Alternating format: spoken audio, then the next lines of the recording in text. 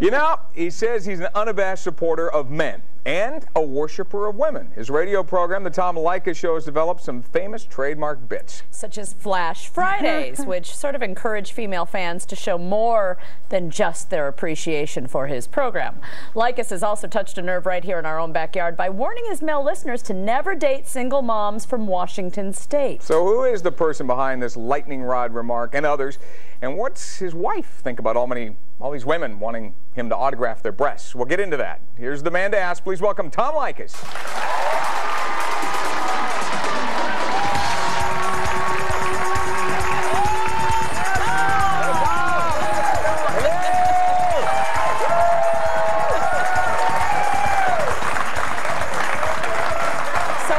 Saying, how are you? But I know what you'll say. You don't give a rat's ass. Do you care? Okay, what is, for those who are watching going, what is this guy? Who is this guy? What is Leykis 101? Leykis 101 is a course I started teaching on the radio. It began actually not as a course on the radio. It began as conversations we were having in the control room with our screener, Mike Dooley, who was going out with women, and he would come back after a date. He would say, oh, I took this woman out to a really nice dinner, and then we went to the Hollywood Hills, and we looked out over the horizon, and we had drinks, and nothing happened. She didn't put out. And I said, well, the reason is because you're spending too much money. Whoa, what? You spent too much. You took her out to dinner, you took her out to all these drinks. Now she feels like you're putting pressure on her to put out. The way to disarm a woman is to spend as little as you possibly can. Take her to a cool place, take her to a hip place, but spend as little as you can. Do you think it's remarks like that that prompted a call from Kathy? I took it on my answering machine. Tom Leykis, I've been listening to him for a few months. He's a dangerous person. He needs to be challenged. He's a misogynist, a woman hater. It's dangerous for young men to listen to him telling them to just go have sex with women. That's not exactly what he says there, yeah. But, I mean, do you think that's what gets women so going? Well, I mean, I think Leykis 101? I'm ruining a good thing. I'm shifting the power from women back to men, because women have the power. Women generally decide when there's going to be some kind of physical activity, and so men spend all their time and money trying to figure out when that's going to happen. And I try to get them to spend less time and less money and keep active. Well, let's watch you in action on the radio. Take a look. Women want to stay home, and they don't want to have to go to work every day. That's the bottom line, Penny. You see, women have taught me over the years. They've taught me a lesson. And the lesson is, don't become their friend. Because when you become their friend, you will never be their sex partner, ever. I don't want to ruin our friendship. I don't want to ruin what we have. Fine, I won't be your friend then. That's true. I'm sorry. So do you really think that all men think like you and they're just afraid to say what they think? All men think like me. All men think like me. Is that true, guys?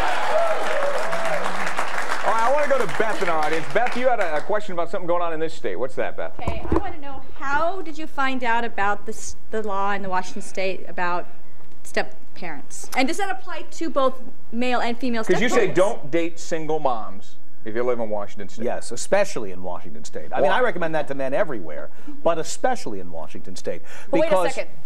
Yes. What? Really? Yes, because we found a loophole in the law. We found it from a caller. A caller called my show one day and said that he was paying child support for a child that wasn't his. I said, how do you know? Did you take a DNA test? He says, no, I know for a fact I'm not the father. I started dating this woman. She already had the kid. And when we split up, the judge came to me and said, well, you bonded with the kid, you were there for Christmas and Thanksgiving and birthdays and what have you, so now you have to pay child support. So any guy in Washington State currently dating a single mom could end up paying child support for some other guy's kids. So it's not fair. Aren't there other ways to try to change this law instead of discouraging these women from, you know, being able to date? I'm not discouraging women from dating. You're discouraging the men from dating the women. I'm discouraging men from dating women, not only for this reason, but also because when you date a single mom, you take on the baggage that she brings to the relationship. The ex-boyfriend, the ex-husband.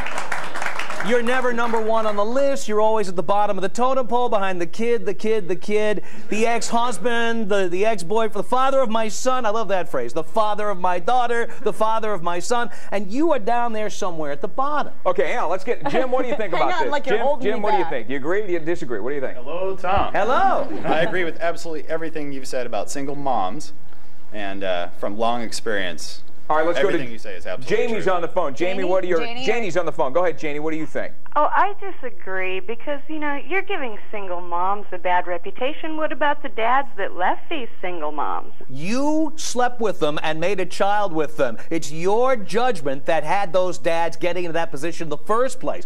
All these women complaining about deadbeat dads. Why did you make kids with these guys, for God's sake? They are jerks, and you slept with them. But if you hadn't have taken them out on such a cheap date, they probably wouldn't have slept with them. Right? That's what, well, the cheap date is what gets you lucky. That's what works. Is it Havelock in our audience? You were just clapping for him, but you said something to me before the show that... Okay, a fan, but you want to know what? Well, you encourage men to lie to women. Like, say you have 2 screenplays at DreamWorks, or tell him you're a doctor. You pad your resume. Yes, because any woman who sleeps with a man because he's a doctor or because he's a screenwriter deserves what she gets.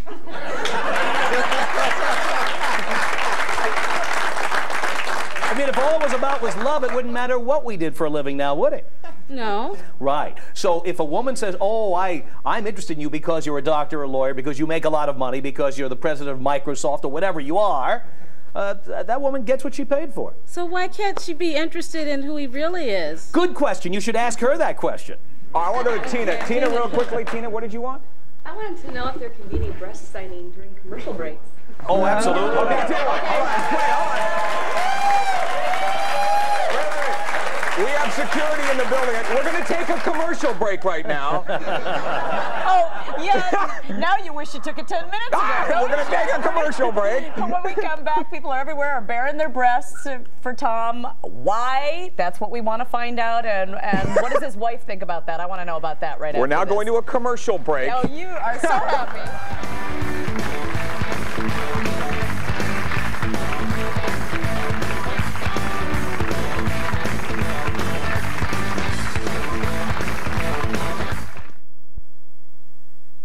Leykis is that I can hear in his voice and the subtext, and sometimes the actual things he says are very hateful. And I think that it adversely influences particularly young men, and as a result, I believe that it contributes to violence against women and the rape culture that we live in.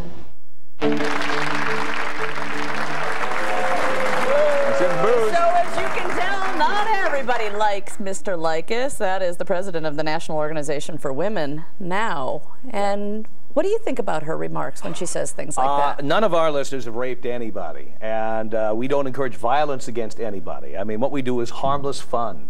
And as you see, it's certainly not forced on anyone. Women volunteer to participate. They come to our events, they have a couple of drinks, they have a little fun. That's what we do.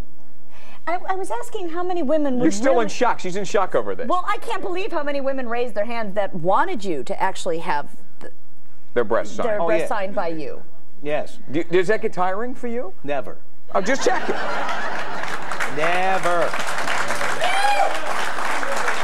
Well, how did it come about? How did that start? Well, it all started with the Flash Friday thing we do on the air. It was all suggested by a listener originally. I suggested flashing your headlights so you could see the other listeners to the show. That was the whole concept originally. Just show your headlights. So the guy called in and said, well, you know, Tom, if women are really loyal to your show, what they ought to do is when they see a guy with his headlights on, they ought to flash them, you know, to show that they're loyal. And I said to the guy, like, oh, that's funny. Well, we'll see if that ever happens. 20 minutes later, I got a call. Tom, I'm on the 22 freeway, and a woman is showing me her breasts. I turn on the lights, and I'm showing it right now. suddenly there were dozens and dozens and finally hundreds of people doing this. Now, the way it became breast signing was I was at the Bite of Seattle 3 years ago, appearing over here at the Seattle Center, and during a break I told people they could ask me questions that we couldn't ask on the air, and somebody said, well, how does it feel to be in the middle of all these breasts? It must feel great. And I said, well, I'm not on the freeway with you. I don't see any breasts. I'm in the studio. So a woman ran to the front of the room and said, I'll flash you, Tom. And she flashed me in front of everybody at the Seattle Center. And then I happened to have one of these Sharpies next to me, and I said, well, would you like an autograph? And I signed it. Soon after that, women began lining up. Didn't the police show up at that point, too? They were watching. Watching? They were watching. They were just making sure it didn't get out of hand, if you know what I mean. I want to go to Jamie. Jamie in our audience. Jamie, you had a question about his wife? Yes. I was wondering what your wife thinks about your opinions. About my opinions? And about your signings. And about the signings. That's what I want to know. See that. Well, as far as my opinions are concerned, my wife can go toe-to-toe with me in any argument. I mean, she's a great arguer, very intelligent. She's definitely a match in that department. As far as signing breasts, well, what if I was a gynecologist? I mean, guys touch body parts for a living all the time. And this just happens to be what I do for a living. And most of my encounters with women are 15 seconds, long enough for them to take their bra off, and I sign it, and then we move on. It's like an assembly line. So you sound like you're working in a factory. It's like working in a factory, for God's sake. You know, I'm so amazed when I think about the power of you on the airwaves, and that you got women to be able to do this in a matter of seconds. Imagine all the good you could do. The good I could do? Yeah. The good I'm doing is for advertisers, because we have the highest ratings of any radio show in Seattle and in Los Angeles.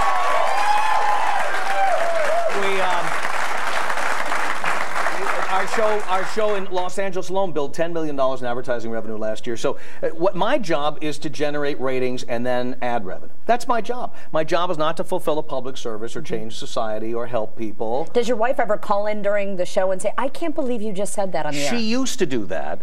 But until she saw how much money. Right. Well, then of course she steps out into the veranda of our Hollywood Hills home, looking out at the skyline of Los Angeles, with a glass of Pinot Noir, and says, "Okay, you just keep talking dirty on the radio. That's fine with me."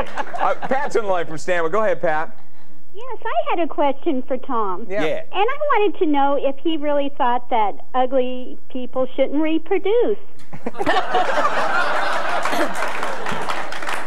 Yes, and before you say it, I have no kids, so don't worry, you're not going to be that clever on the show. I'll tell you right now. Thank you. Pat, how are you in the looks department? Oh, I'm not a perfect person either. And do you have kids? Oh, yes. Okay, and so what do you think about his comment? Oh, I think it's, well, I think beauty is in the eye of the beholder. That's what ugly people always say.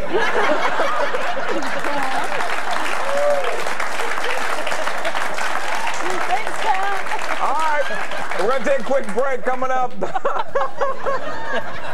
Why does he call people like me some of the biggest wimps in the world just because we're guys and live in Seattle? We're going to find out next. I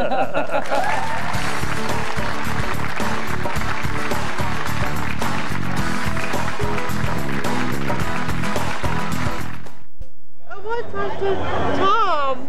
You want to talk to Tom? What do you want, stickers? I want stickers. I just want to talk to him.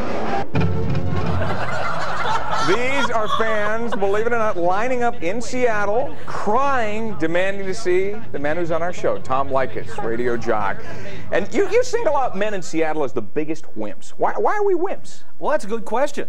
First of all, you got a lot of guys who have taken up the single mother cudgel, and they are taking care of the kids of some other guy. There's a lot of that going on.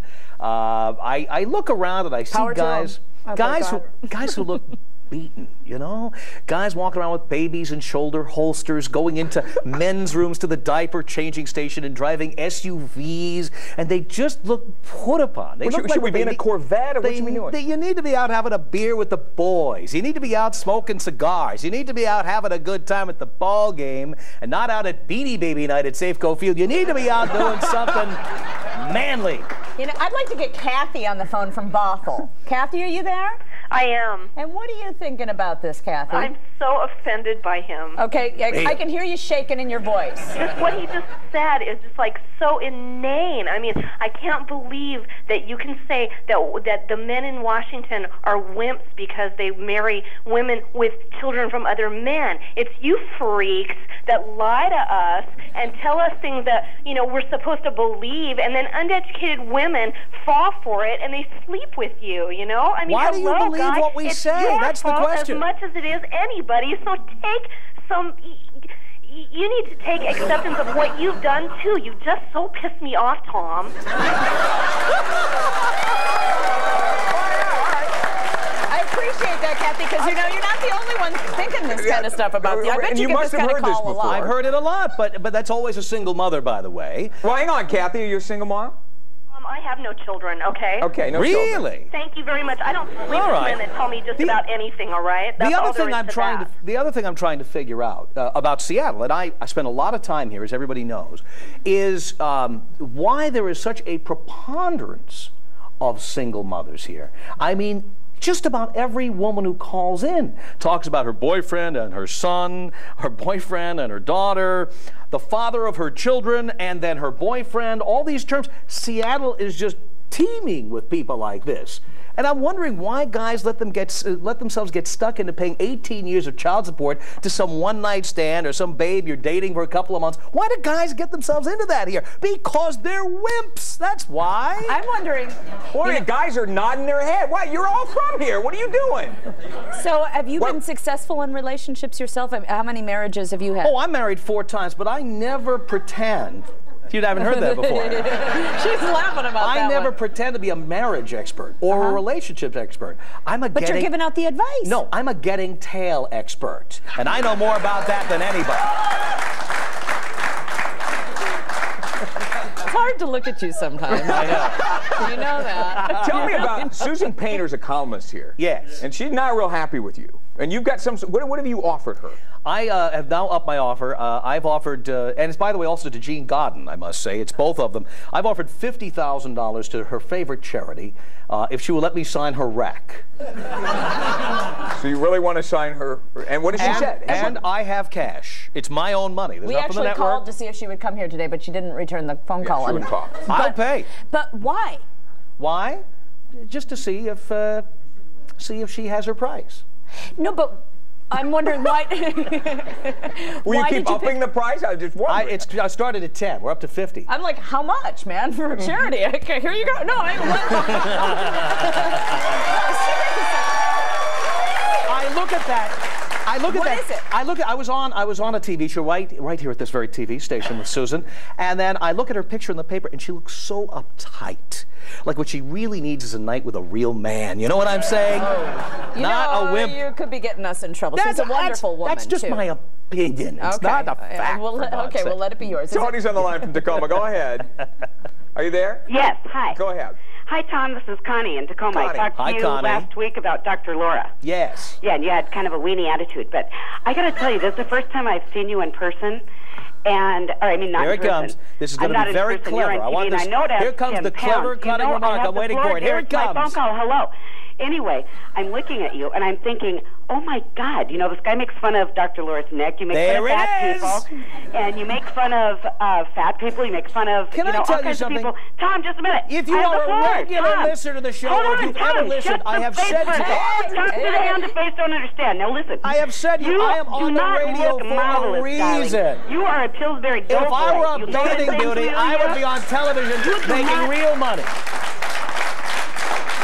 Golly. So, Connie, he basically is admitting that he has a face for radio. Absolutely. I admitted it a long time ago. I'm a radio guy. There's a reason for that. My goodness. Come on. Coming up in just a moment. Let's not even talk about the women in radio and what they look like. Holy cow. Tom wins the contest, changes his life. More on that in a moment.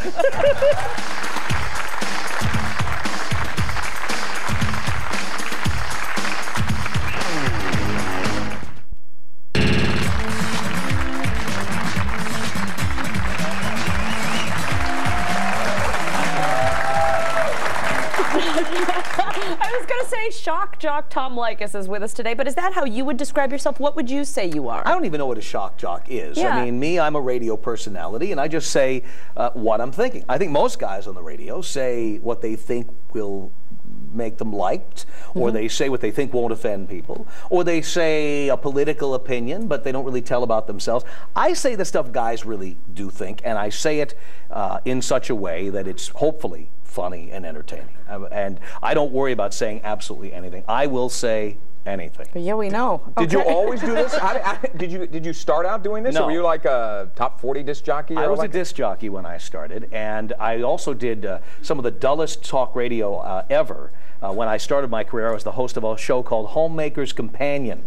It was on at 9 o'clock in the morning, and I was not allowed to give any opinions. I was just allowed to say, "Good morning, you're on Homemaker's Companion. What can I do for you?" No. That was my first talk radio job. Yes. Ever been fired? Yes, I was fired in 1992 in Los Angeles when I had the #1 show in LA, and I was replaced with the former police chief, Daryl Gates. And I, of course, now have this vengeance against the station that fired me, and every time the ratings come out in LA, you can hear me on the air referring to the guy Why who were you fired if the ratings were great? They never told me, and you know how this business works, so as long as they pay you, they don't have to tell you. And that's really what happened. What did that, was it a major ego blow, or how did you handle being fired? It was hard. That was the hardest time in my career, because I spent 7 months out of work. And it's the longest I've ever gone without working. And it was a very hard time for me. And it was the period of time when I really reinvented myself, or began the reinvention of what I did. So how did you decide how to reinvent yourself? Were you just sitting home when you were depressed? And No. I went to different cities around the country and did radio shows. I went to Chicago and did a week of shows. I went to Philadelphia, Boston. I went to various cities and did shows on different kinds of radio stations until I had an epiphany one day. I was in Chicago at a radio station called The Loop, and I was doing a radio show there, and suddenly I realized this was an FM talk station, and I said, this is the future. This is where it's going to go. And so I decided that whatever I did in the future was going to be leading towards doing that kind of a radio show. Financially, do you have to do this anymore? I mean... No, I can stop now. I do it now because it's fun. I don't do it because I need it anymore. Now for me, what I get paid is merely a showing of respect. But if they didn't respect me enough to pay me what they're paying me now or more, I could stop. And I would stop. I have other things going on. I've got the TV pilot that I just shot. Other things are going on. So right now, I just do it for fun. Meg is on the phone. Hi, Meg. Hi, how are you? I'm doing great, thank you. Hello, Tom. Hello. Long-time listener, first-time caller. Oh, I love when you say that. Oh my gosh, I just wanted to say that I want to support you 1,000%. I love you. Thank you. I love your show, and I've laughed so hard at a lot of your topics because they're true. These women don't understand. Oh my gosh. Thanks, Meg. I think I have one woman who might disagree with you on another line. Is Dee Dee there? Dee Dee? Yes, I'm here. Go Dee ahead. Dee? Oh, you already sound angry. Oh, I am angry. I think I think you need to lose your Neanderthal era attitude and come back to modern day where we're evolved as human beings, where we're all equal. All right. Well, I have just one question for you. And I just have one question for you. Get your brains out of your britches and put them back in. Well, I just have one question for you. Do you have a nice rack? Do I have a nice what? I mean... Do I have a nice what? Is your name Dee Dee? Is that a cup size or a name? I'm not sure. Oh, baby, it's, I ain't going to tell you that because I know you want to know. I know the answer. Well, if you had a nice rack, you'd tell us, as you know. I have a very nice ride. Yes, I do. Thank you, Dee Dee. I'm going to say goodbye. Hey, what do you do just for fun to relax after all of this? This is what I do for fun. This is the fun. This is the most fun you could possibly have. This is great. What do your relatives think? Oh, you know, it's funny. My relatives, my family, they don't think much of radio. My parents did not want me to be in the radio business. So the only time it counts is when I'm on TV. Oh. When I'm on TV, my family sees me as being validated. So when I do like Oprah or when I've been on Politically Incorrect, one of these shows, oh, you're on TV. All right, well, hang on one second, because you know what? You're on TV now, and you got a lot of stuff on your plate, including movies, TV, much more. We'll find out about that next.